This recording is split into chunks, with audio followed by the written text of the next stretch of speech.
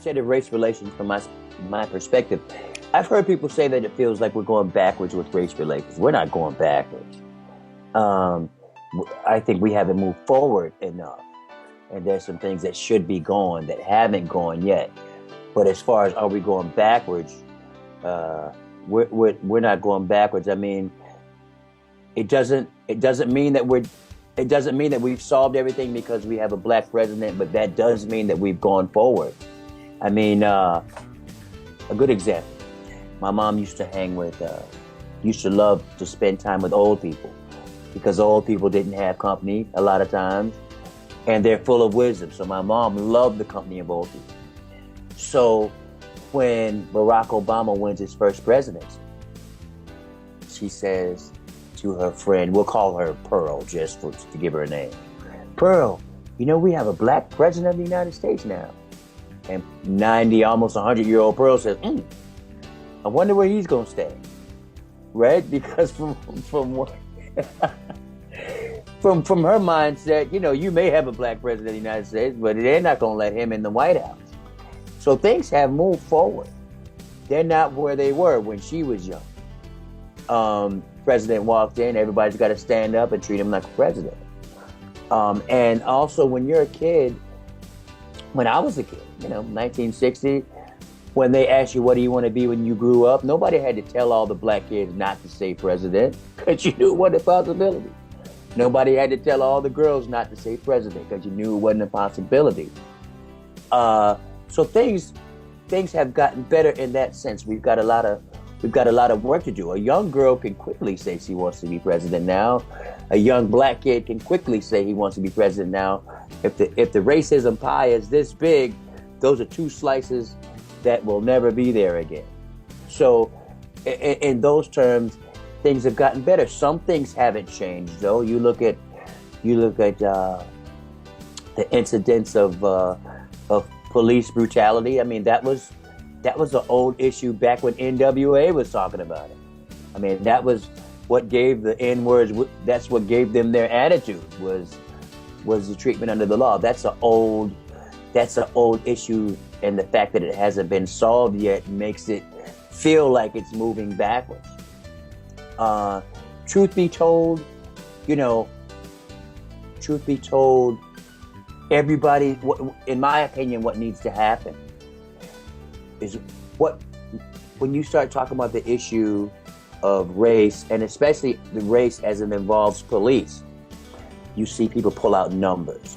They'll start talking about the statistics. Like I've heard so many times, more white people are shot by the police than black people are shot by the police, and they'll say that in a way as to sort of disprove your unhappiness about treatment under the police. Even for the sake, let's just say that's the truth. That still doesn't change the narrative. It doesn't change the narrative. Racism in this country has not gone away. It hasn't gone away, but because we don't talk about it, because nobody talks about it, the divide gets even worse. They did a survey, a lot of people think that reverse racism is a bigger problem than the initial racism. Now that's a huge divide. That's like you throw the ball up against the wall, and like you think the ball bouncing off the wall is a bigger problem than the fact that you threw it in the first place. You know what I mean? But what happens is you'll see people that will say, all we need is love, right? Which is a naive thing to say, but although it's a virtuous thing to say. But love is powerful. Love needs direction. Because love without direction is just passion. And passion, undirected passion is sometimes violent. What needs to happen, if you're truly going to love somebody, you got to know that person. And to know that person, you have to interact with that person. And that's what's not happening. You have a police officer making $40,000 a year that steps out the door, and already people look at him like he's a racist and a black people killer and a disrespecter of people. And he or she's trying to do his job right. Of course that person's unhappy. Then you have a black person, hypothetically, or a poor person, and you step out the door and you didn't volunteer. You didn't volunteer to be treated like a suspect. Now, both sides can tell their brand of misery, and they be right. There's overlapping realities. There's not this side is right and this side is wrong. They're overlapping realities that we don't need to decide who's right and who's wrong. We need to figure out what we're going to do next, which is always the harder problem. So we need love. Yeah, we need love, but you don't love somebody that you don't know. And you can't know them until you meet. And you can't meet until you interact. And that's the part that's not happening. You know, Black Lives Matter. Yeah, of course they do. You know, Black Lives Matter in the way that you say save the children. Save the children doesn't mean that only children matter. It means that we have a problem as it involves kids, and all lives can't matter until we fix this thing with kids. All lives can't matter until we fix this thing for Black lives, with blue lives, and all the lives in between. Because truthfully, this is my opinion, truthfully, it all comes down to economics. It all comes down to economics. You have a police officer that makes $40,000 a year. $40,000 to risk his life to be called a racist while trying to do exactly the right thing.